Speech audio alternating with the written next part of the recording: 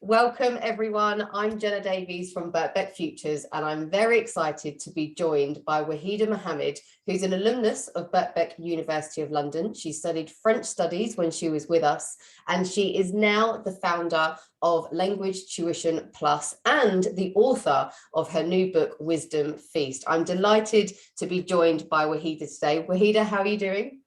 I'm really great, Jenna. Thank you so much. And I'm so happy to be, with everybody today and share my story.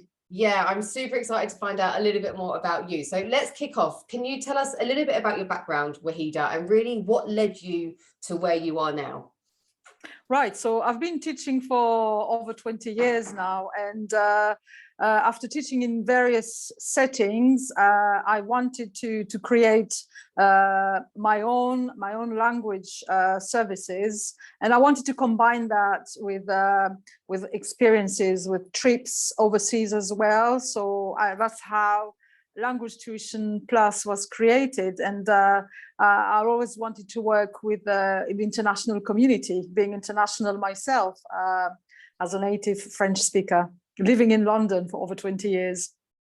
And tell us a little bit about what Language Tuition Plus is. What was it that made you set it up, and tell us a little bit about it?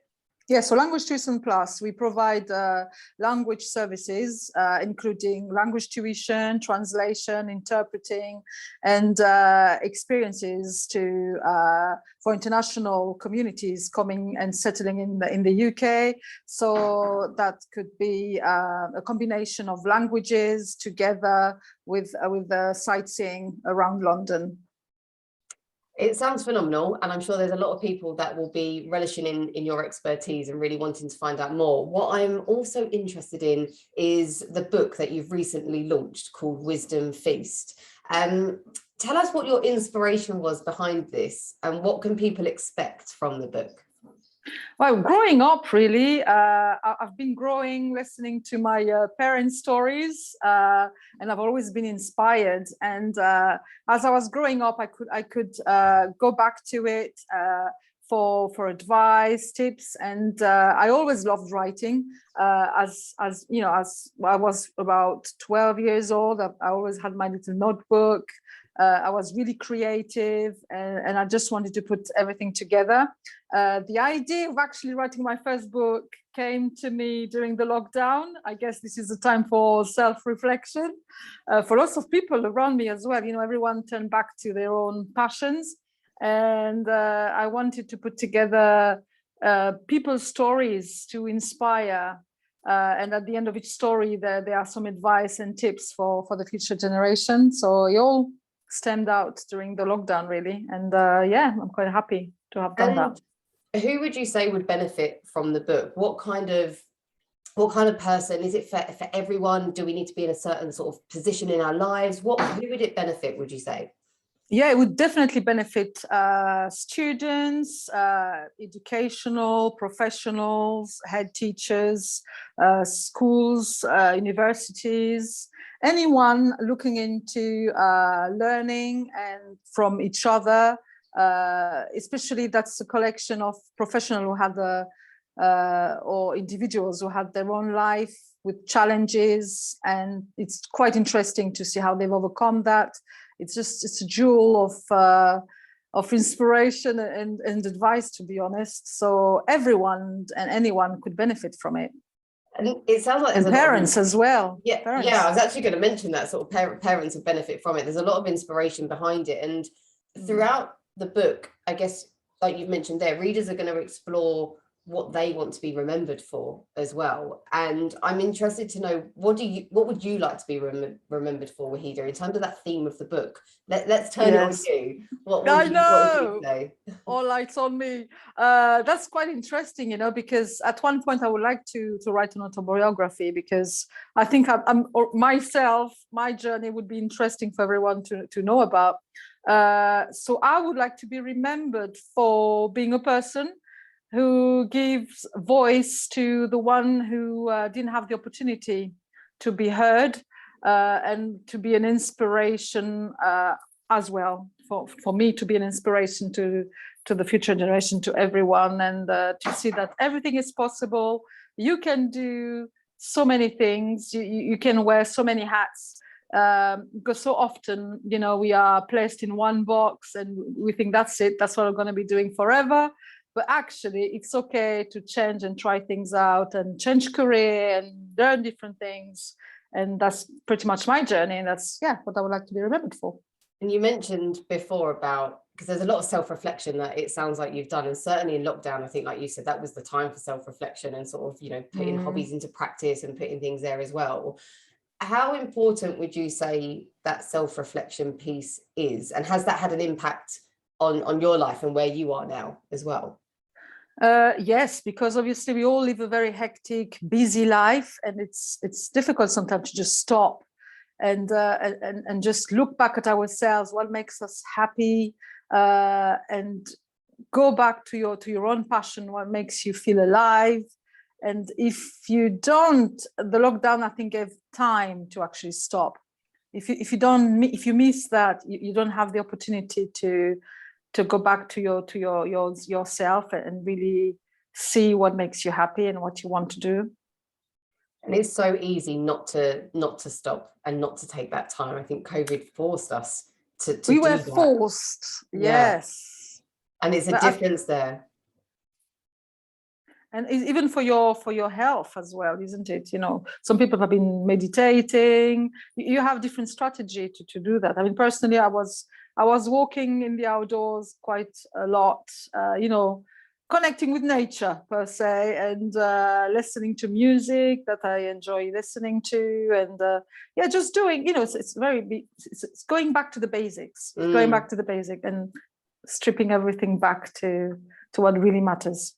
And finding what works for everyone. For me, it's yoga. I've embraced yoga the last few years. Well done. Great. Yes. And it's that moment of just not necessarily sort of checking out of day-to-day life, but just having that peace and quiet. And that's something I definitely didn't have as well. Wahida, what would you say is quite a big question? What would you say are the biggest challenges that you've faced in your career so far? As an entrepreneur, the main challenge was finding the people, surrounding with the right people who would be able to take me to the next level. So I was quite happy. You have to be quite open and to knowledge and getting to know different people, take yourself out of your bubble per se. So yes, that's how I came about, CBV, Croydon Business Venture, where I was in Croydon. So getting the right connection who will take you to the right, to the next level. But I've always been open to learning, and it's not a question of knowing it all. So putting yourself out there, I would say. As a child, I was very, very shy, and as I grew up, I'm not extrovert, but it's quite an interesting step to take, to put yourself out there.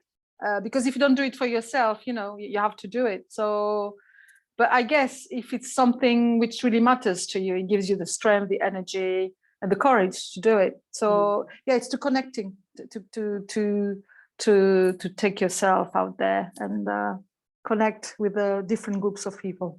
And it's interesting, because a big question that we often get with entrepreneurs on our program, so we run the Pioneer 1.0 program, for example, which is for budding entrepreneurs. They've got a business idea, they want to make it a reality. And a big piece of advice that comes from a lot of our speakers is exactly what you've just said there, finding your network, growing your network, and often finding mentors or people that can support you as well.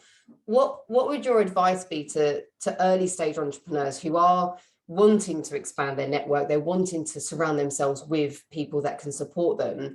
How could they do that? What's your advice, and how did it work for you? So if they already have an idea, to put it down on paper, I would say that one of the early stages to create your business plan, isn't it? So if you want to take your idea to the next level and make it into a reality, definitely look at in your area. There are so many business organizations who would support new entrepreneurs. And that would be the natural way, I would say, to get yourself out there. So you just start from your local place and network with this kind of group of business who would be helping you to develop your business. And naturally, that's going to lead you to get in touch with some mentors, as you said, and some networking events will be organized throughout that local group that you will be joining in. So I would say to put it down on your diary to do at least one networking event, to attend one networking event a week. So yes, to be really focused and committed. So yes, it's key consistency. Yeah, yes. Consistency and focus, I think, is really key, because sometimes we can see loads of different events and opportunities to come up, but it's actually having a bit of a strategy behind it as well, and knowing what you want to achieve from networking. I think it can be quite overwhelming. And I love what you said before, where you were shy as a kid, you've learned to do this for yourself. If you're, putting yourself out there, it's almost like ripping off a plaster, isn't it? And just going for it. How did you build your confidence? But it's true. That's through that. And then you will see that through, joining, let's say, a local network event, you will be recognized, your face will be recognized, and you will connect with the same people. And little by little, you will know where to turn to, because at the beginning it's kind of blurred, which is okay. But as you go on, then things will become clearer. You will know who the key people are, and through working on your business, on your pitch, you will know how to pitch yourself, and how to mark yourself, what kind of resources you would need to put in place. As simple as a business card. Your first business card is going to be quite simple, isn't it? But that's such a valuable piece of resource to have at the beginning. Sure. And looking ahead, you've got loads going on. You've done so much, and you've got Language Tuition Plus. You've got the book now. What's next for you, Wahida? What's coming up? What are you working on at the moment? What's next? Yes, I'm working. I've always been like that. I've always got 2 or 3 things that I'm working on at the same. It just happened like that.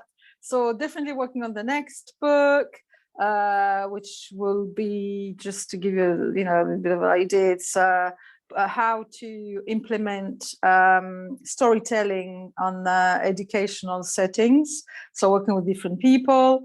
And so definitely that book, and on my business as well, trying to promote that a little bit more, and on my personal well-being. Yes, because you have to feel right, to do things right. And it matters when you really prioritize your well-being, everything can kind of slot into place as well, because you feel stronger, you feel mentally stronger, physically stronger to be able to do all these things. And it sounds like you juggle quite a lot. And that's a really important piece for you, your well-being and looking after yourself. Yes, and not to be too hard on yourself. That's why it's quite important to be organized. I have this diary. That's another piece of advice I can give. And, at the weekend, I just write down what I'm planning to achieve for that week. So if I didn't achieve everything from my list, which I try to keep, not like a shopping list, not too long, that's fine. If there's a couple of things I didn't manage to cover that week, that I will move on to the following week. So not to be too hard on yourself. Yeah, brilliant piece of advice, especially in the entrepreneurship world. And one of the themes that we focus on in the Pioneer program is the importance of you, and that you are the biggest asset in your business. So whether you are freelancing, self-employed, whether you're building a team and really sort of growing and scaling, you are that biggest asset. So if you're not looking after yourself, you're not looking after the biggest asset in the business, right? Exactly, yes. And you're a role model. They see you, you're the image of what you want to be and project. And yes. And motivate. I can't let you go without finding out a little bit more about how we can get in touch with you, and also how we can get hold of your book, Wisdom Feast, as well. So what's the best way to contact you, Wahida? Thank you, Jenna. Yes. So my website is www.wahidamohamed.com. And if you would like to get in touch, the best email I would say is wahidamauthor, all together, @gmail.com. And I've also been running a podcast, My Story, My Success, which is basically available on all the main platforms. Love it. We will definitely put the details on about the podcast, the website, and getting in touch with you as well. Wahida, thank you so much for joining us today. These are always incredibly powerful and short interviews with awesome individuals and entrepreneurs. Really appreciate you joining us for this one, Wahida. Thank you, Jenna. Thank you so much for the opportunity. And please get in touch. And I would love to hear your story. If I can be of any help, I'm definitely open to that. Thank you so much. See you soon. See you soon. Bye. Bye-bye.